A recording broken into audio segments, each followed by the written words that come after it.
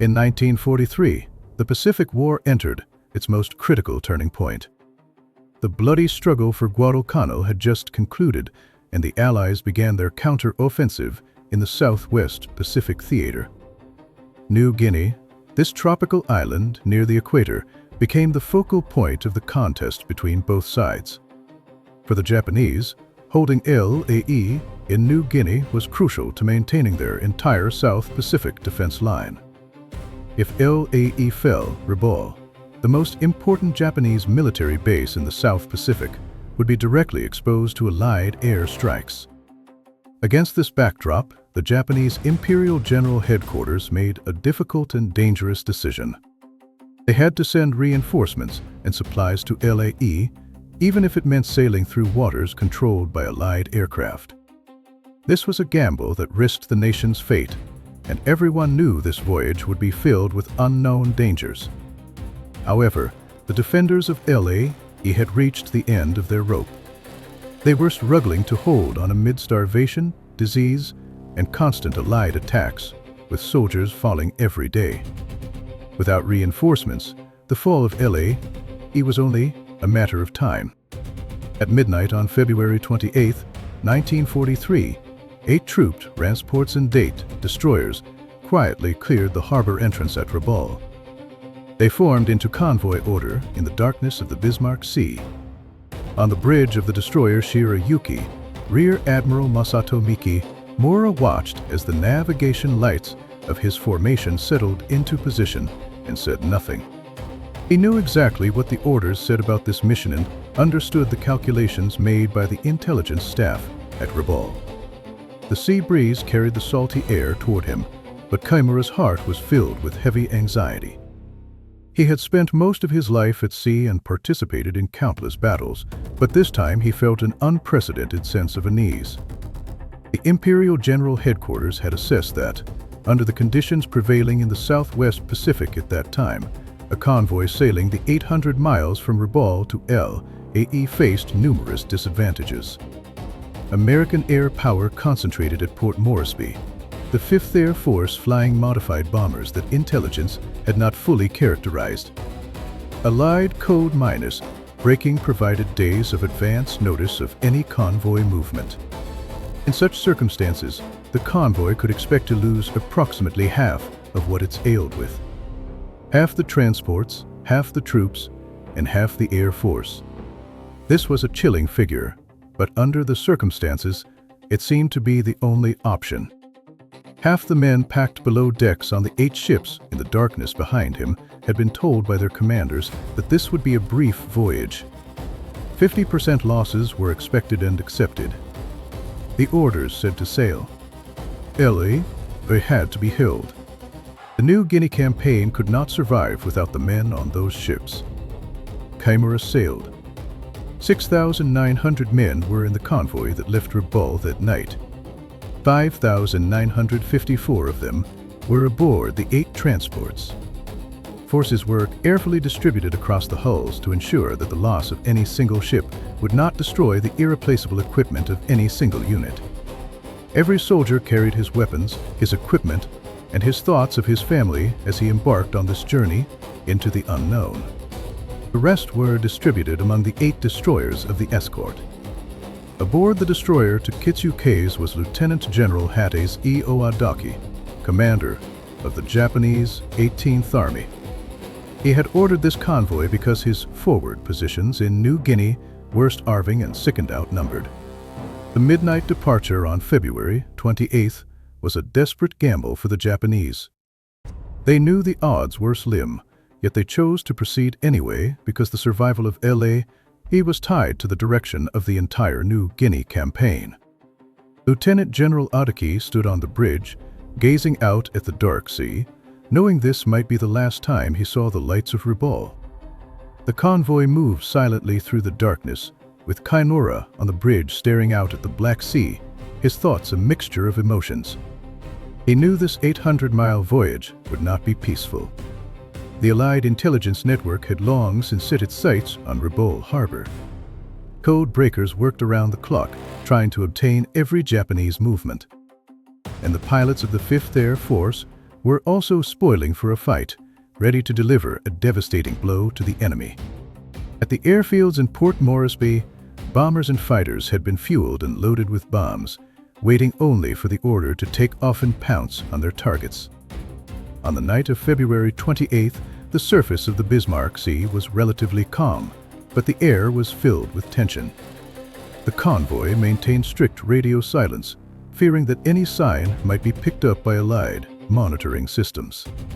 Destroyers formed a tight protective screen around the transports, with searchlights sweeping across the water from time to time, alert for any enemy submarines that might appear. However, what they did not know was that the greatest threat did not come from below the water, but from the air. Allied reconnaissance aircraft had discovered the convoy's movements days earlier, merely waiting for the optimal moment to attack. On the morning of March 1st, as the first rays of sunlight spread across the sea, the convoy had already traveled nearly 100 miles. Soldiers gradually emerged from below decks to breathe fresh air on deck. Some began eating breakfast, while others gathered in small groups to chat, trying to ease their nervousness. However, this peaceful interlude did not last long. At around 9 o'clock in the morning, an Allied reconnaissance aircraft appeared over the convoy, circled several times, then hurried away. The appearance of this reconnaissance aircraft was like an ominous omen, instantly making the atmosphere in the entire convoy heavy. Kimura's heart sank. He knew the convoy's position had been exposed. The battle that would follow was inevitable. He immediately ordered increased alert levels, with all destroyers going to battle stations and Dante- aircraft gunners taking their positions. Soldiers on the transports were also urgently recalled below decks to prepare for possible air strikes. However, on this day, the large-scale Allied air strike did not come. The reconnaissance aircraft had merely confirmed the convoy's position and course before disappearing. This brief lull felt like the calm before the storm, making people feel even more uneasy. On March 2nd, the weather began to deteriorate. The surface of the Bismarck Sea became choppy, with low hanging clouds and greatly reduced visibility. This seemed like good news for the Japanese convoy. Bad weather might prevent Allied air strikes. However, they underestimated the determination and skill of Allied pilots. At around noon, a formation of Allied bombers pierced through the clouds and appeared over the convoy. In the overcast sky, dozens of Allied aircraft suddenly appeared, like a flock of hungry vultures circling over the convoy, searching for the best attack angle. The first strike targeted one of the transports, the KYOKU Saimaru. Bombs fell like raindrops, and the KYOKU Saimaru was quickly hit and burst into flames. Soldiers on board fell into chaos, with some trying to jump overboard to escape, while others struggled in the flames. The destroyers Yukakesened as a risked danger to approach the KYOKU Saimaru and began rescue operations. After several hours of effort, they rescued approximately 900 survivors. The sea water was icy cold and biting, with many soldiers struggling in the water, hoping to be rescued. However, not everyone was lucky enough to survive. Nevertheless, the KYOKU Saimaru eventually sank to the bottom of the sea. A large amount of supplies and equipment on board also went down with it to a watery grave. This was a heavy blow for the Japanese. But worse was yet to come. On March 3rd, the weather cleared, and the large-scale Allied air strike finally arrived. The 5th Air Force came out in almost full force. A massive formation of B-25 bombers, B-20 attack aircraft, and P-38 fighters launched a fierce assault on the Japanese convoy. The sky filled with Allied aircraft, the roar of engines deafening, and the entire Bismarck Sea turned into a cruel battlefield. This time, the Allies employed new tactics: skip bombing and low-altitude bombing. Instead of dropping bombs from high altitude, bombers flew low, releasing bombs on the water surface that skipped like stones across the waves to strike the sides of ships. This tactic greatly improved accuracy, delivering a devastating blow to the Japanese convoy. The battle began in the morning and continued into the afternoon. Within just 15 minutes, all 8 Japanese transports were either sunk or sinking. The sea surface was everywhere with burning ships, floating debris, and struggling soldiers. The Bismarck Sea had turned into a hell on Earth. Their burning hulls marked positions across 60 miles of the Bismarck Sea, with fuel and oil spreading from the wreckage and catching fire on the surface. 4 of Kaimura's 8 destroyers were also gone: the Shir Ayuki, the Arashi O, the 2 Kitsukes, and the Asashi O. The 4 surviving destroyers had their superstructures perforated with 50- caliber holes, and their bridge crews reduced to the men who had been below the direct line of fire. Every sunken ship carried countless young lives to the bottom of the sea, their dreams, their hopes, all vanishing in this moment. Yukikes and Asagumo, the 2 destroyers that had saved 900 men from the Kyok Yusai Maru on March 2nd and delivered General Adaki to LAE and returned, now worked through the wreckage field picking up whoever was still alive. The water was thick with debris and oil and floating men. The oil fires made approach difficult in some areas. Some men had already been in the water for hours by the time the rescue began. The sea was stained black with oil and blood, the air filled with the acrid smell of burning fuel and the stench of death. Some men who reached rafts or wreckage were alive and signaling. Yukikes and Asagumo worked through the night, making multiple passes through a debris field that was spread across an area too large to cover completely. The men in the water faced conditions that reduced survival to some degree. The warm water would not take lives in the first hours the way the North Atlantic would have, but warm water does not prevent drowning, and heavy combat equipment drags downward whether the water is warm or cold. Many soldiers who had escaped the air strikes eventually sank to the seabed due to exhaustion or the weight of their equipment. Oil on the surface burns when it ignites, and the fires from the stricken ships spread burning fuel across sections of the wreckage field. Men who could swim could not always swim in the direction they needed to go, because the burning oil was between them and the clear water. Men who found pieces of wreckage to hold on to found that some pieces were not buoyant enough to support them. Men who found rafts found that some rafts had already been taken past their capacity. In this sea of death, every survivor struggled for survival, every moment possibly their last. The accounts from men who survived do not describe the experience in terms that translate well to the language used in official military histories, because the official language of military history was built to organize and classify outcomes, rather than to describe the immediate experience of men in burning tropical water who could hear the voices of the men around them going quiet, one by one. What happened on March 4th and 5th is the hardest part of this story to describe without losing the capacity to describe anything else accurately. That was a dark period of history filled with human struggle and the cruelty of war. Allied aircraft were ordered to search the waters around the wreckage for Japanese lifeboats and rafts and to strafe them.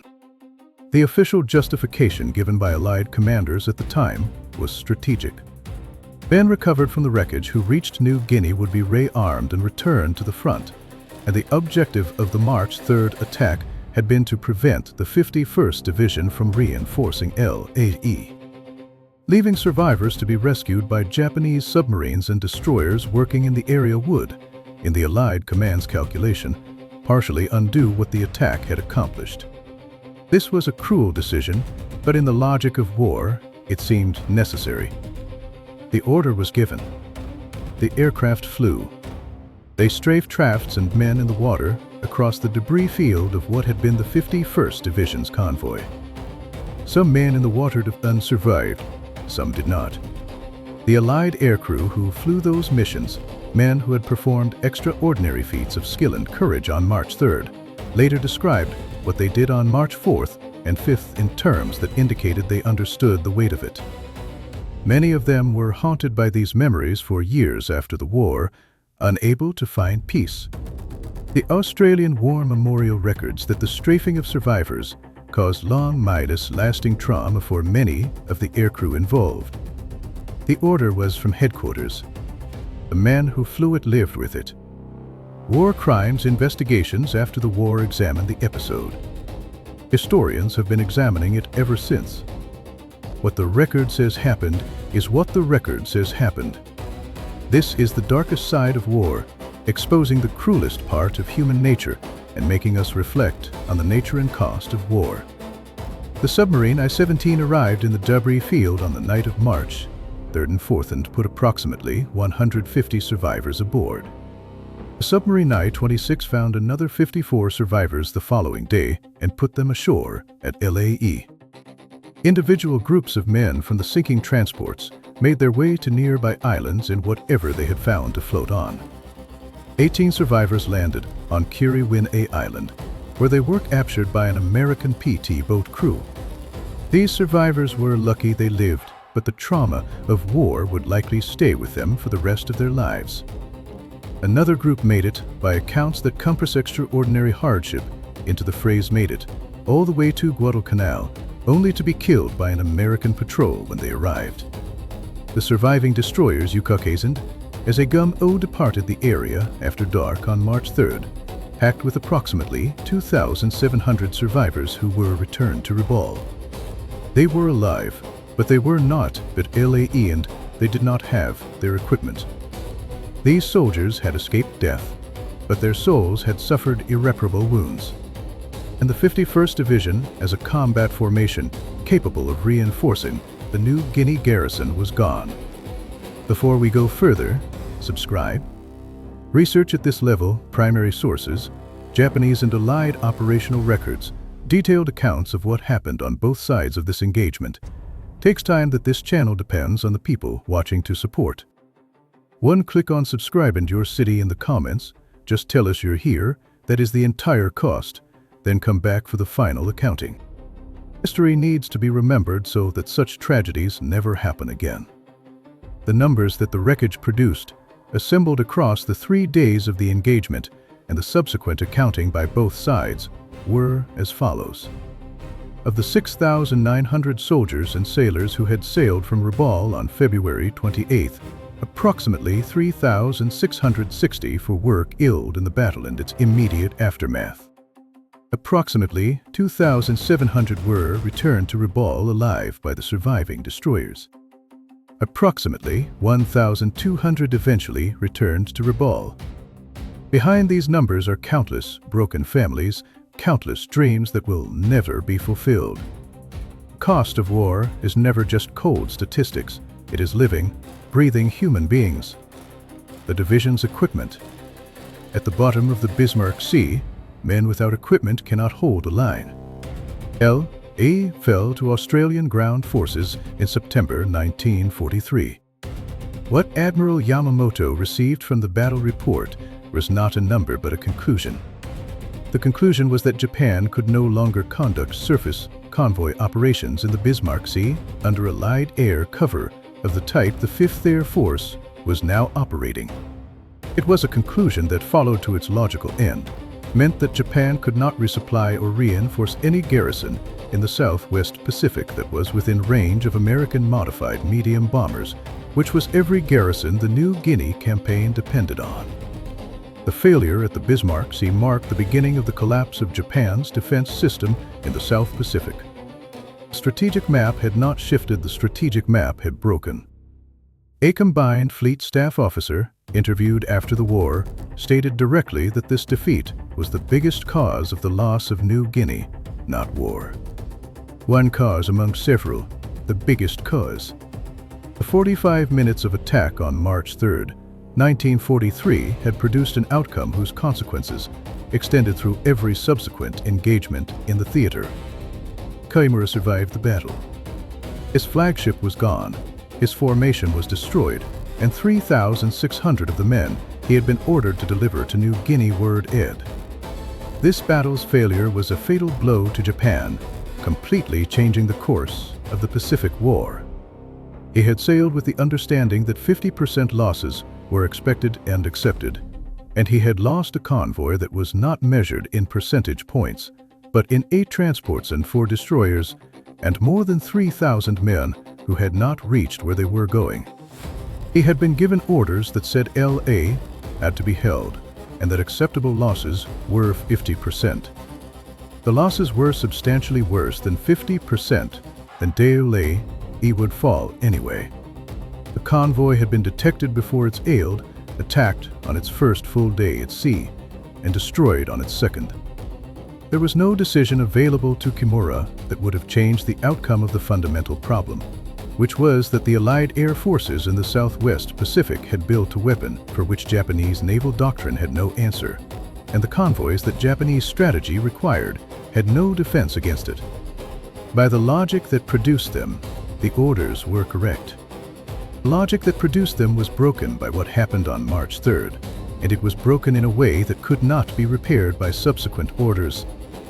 Lieutenant General Adaki spent the next 2 years fighting the New Guinea campaign with the resources that remained after the Bismarck Sea. He commanded Japanese forces through the retreat from Lae, which fell to Australian ground forces in September 1943, through the fighting in the Huon Peninsula, through the operations at Halangia Unday, Tape, through engagements that Japanese forces fought without adequate food, without adequate ammunition, without the medical supplies that had been loaded on the Omaru and the Omaru and the other transports that were on the bottom of the Bismarck Sea. History is a mirror that shows us the mistakes of the past and teaches us how to proceed in the future. The Bismarck Sea battle tells us that the cost of war is enormous and the value of peace is immeasurable. We should learn from this history, strive to avoid repeating the same mistakes, resolve disputes through peaceful means, replace confrontation with dialogue, and replace misunderstanding with understanding.